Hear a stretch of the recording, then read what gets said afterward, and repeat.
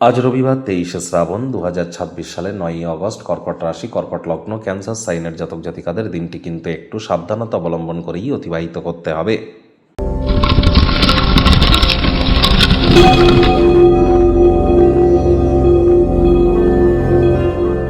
ভিডিওটির শুরুতে আপনাদের সকলকে কামিকা একাদশীর হার্দিক শুভেচ্ছা ও অভিনন্দন রইল।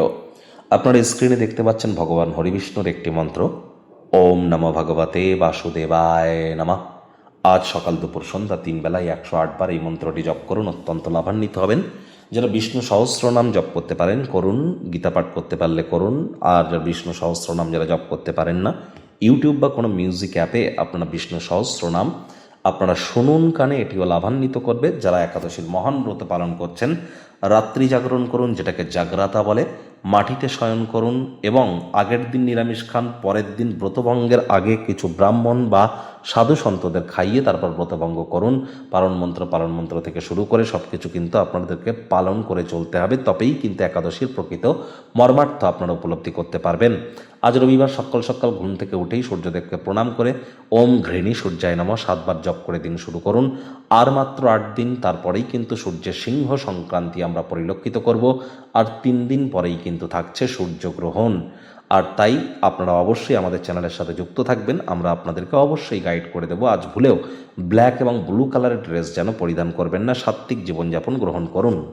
ভাগ্য মিটার আজ আপনাদের বলছে 4 আউট অফ 10, ভাগ্য আপনাদের অনুকূলেই থাকবে। অর্থ এবং সম্পর্কের ক্ষেত্রে আপনাদেরকে অতিরিক্ত সচেতনতা অবলম্বন করে চলতে হবে।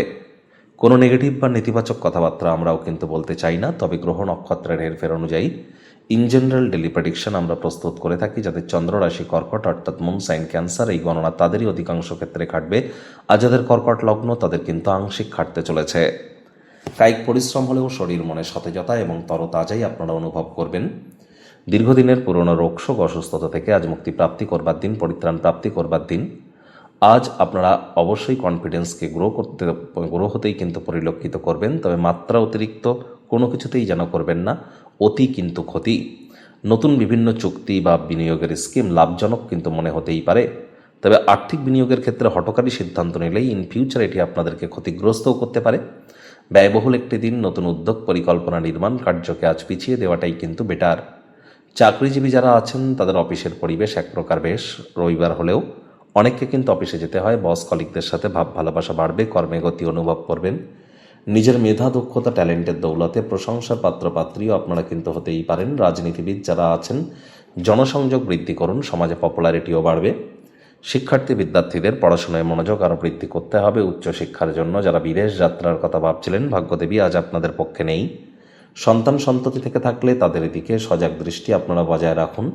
হাউস ওয়াইফ যারা আছেন দিনের শুরুটা তাড়াতাড়ি করুন। প্রেমিক প্রেমিকা, স্বামী স্ত্রী, না ভাব ভালোবাসা রোম্যান্স, না তর্ক বিতর্ক অশান্তি, কোনোটাতেই বাড়াবাড়ি যেন করবেন না। অন্যান্য দিনের ন্যায় আজকের দিনটিকে সাধারণ হিসেবে ট্রিট করবার আপ্রাণ প্রচেষ্টা আপনাদেরকে করতে হবে।